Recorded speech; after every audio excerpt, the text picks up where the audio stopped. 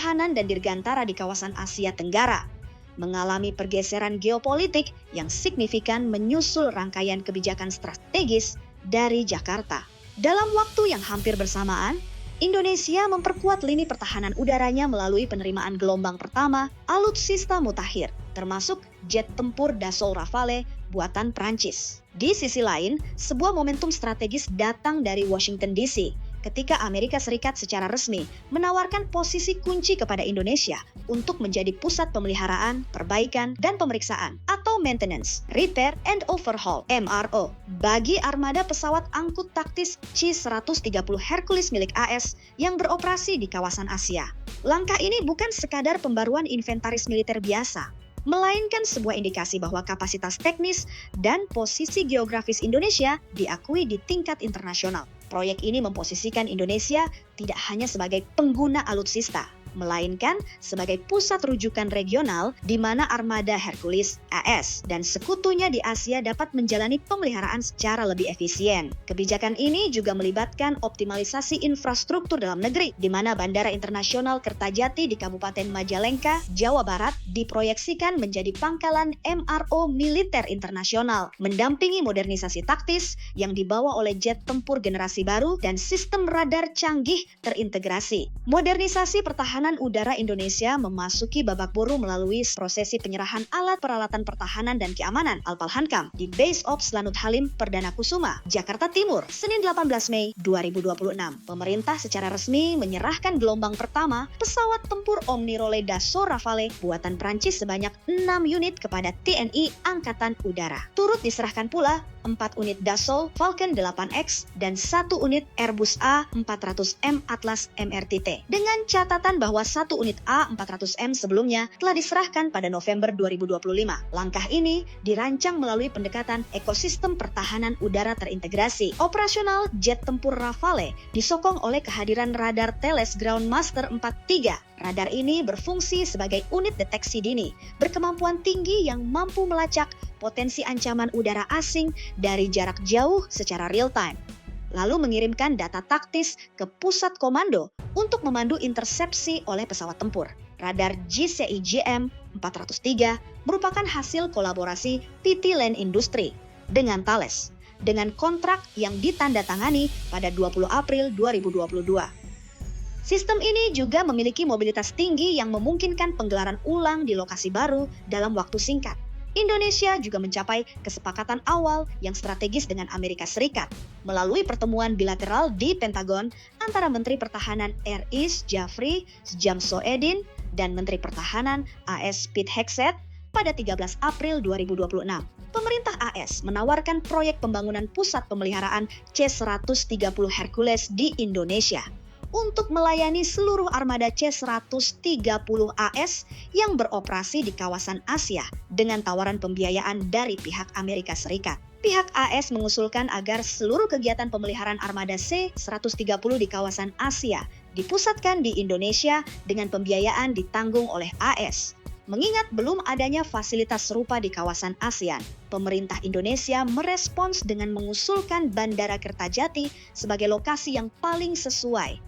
Dan usulan tersebut mendapat persetujuan prinsip dari Presiden Prabowo Subianto. Pemilihan Bandara Kertajati didasarkan pada pertimbangan aset teknis dan tata ruang. Bandara ini memiliki luas lahan mencapai 1.800 hektar, fasilitas landasan pacu bertaraf internasional sepanjang 3.000 meter, serta ruang yang memadai untuk pengembangan hanggar MRO militer berskala besar. Kemhan menegaskan bahwa pengembangan fasilitas MRO akan dilakukan secara bertahap, sejalan dengan upaya penguatan kemandirian industri pertahanan dan dukungan logistik penerbangan strategis nasional. Langkah memfungsikan Kertajati sebagai pusat pemeliharaan militer internasional diproyeksikan mampu mengoptimalkan nilai ekonomi infrastruktur nasional dan mentransformasikannya menjadi salah satu pusat logistik dirgantara paling aktif di kawasan regional.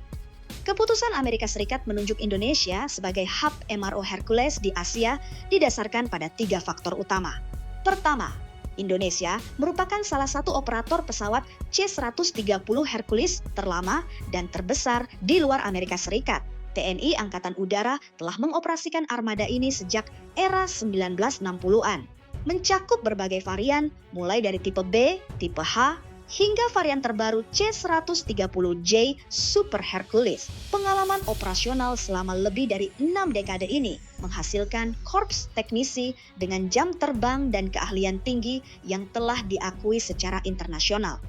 Kedua, infrastruktur pemeliharaan dalam negeri telah memiliki fondasi yang kuat. TNI AU mengandalkan fasilitas depo pemeliharaan, depo HAR, yang memiliki kualifikasi untuk melakukan perawatan tingkat berat, heavy maintenance, serta overhaul struktural secara mandiri. Kemampuan domestik ini diperkuat oleh sinergi bersama PT Dirgantara Indonesia, PTDI, selaku industri manufaktur dirgantara nasional yang memegang lisensi resmi perawatan pesawat. Ketiga, dari aspek geopolitik, Indonesia bertindak sebagai jangkar stabilitas di kawasan Indo-Pasifik yang mengontrol alur laut kepulauan Indonesia.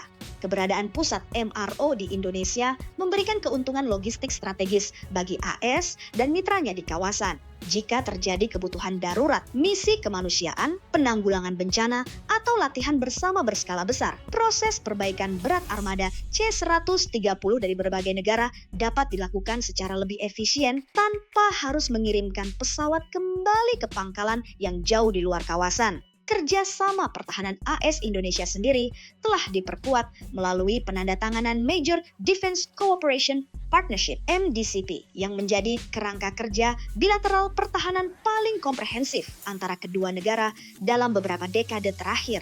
Kementerian Pertahanan mengonfirmasi bahwa proyek pengembangan MRO di Kertajati akan dilaksanakan secara bertahap guna membangun kemandirian logistik penerbangan nasional. Implementasi proyek ini membawa dampak berganda yang signifikan. Transfer teknologi, teknisi militer dan sipil domestik akan mendapatkan akses langsung ke pelatihan khusus, standarisasi, serta sertifikasi resmi dari militer AS dan pabrikan Lockheed Martin, khususnya dalam menangani sistem avionik dan propulsi mutakhir pada varian Super Hercules. Efisiensi anggaran dan logistik. Keberadaan pusat suku cadang resmi dan fasilitas perawatan utama di dalam negeri akan memangkas durasi downtime armada C-130 TNI AU, sekaligus menekan biaya operasional pemeliharaan jangka panjang. Komersialisasi industri dirgantara. Pusat MRO di Kertajati berpotensi menyerap pasar perawatan pesawat militer dari negara-negara tetangga di Asia Tenggara dan Pasifik yang mengandalkan armada C-130. Hal ini diproyeksikan mampu membuka lapangan kerja berteknologi tinggi dan meningkatkan posisi tawar industri dirgantara nasional di pasar global. Melalui diplomasi pertahanan yang menyeimbangkan kemitraan strategis dengan Eropa di sektor ofensif, defensif, dan Amerika Serikat di sektor logistik pemeliharaan, Indonesia menerapkan prinsip politik luar negeri bebas aktif secara terukur. Langkah ini menempatkan kepentingan kedaulatan nasional sebagai prioritas tertinggi, sekaligus memperkuat pilar kemandirian industri pertahanan dalam negeri menuju ekosistem dirgantara yang modern dan mandiri.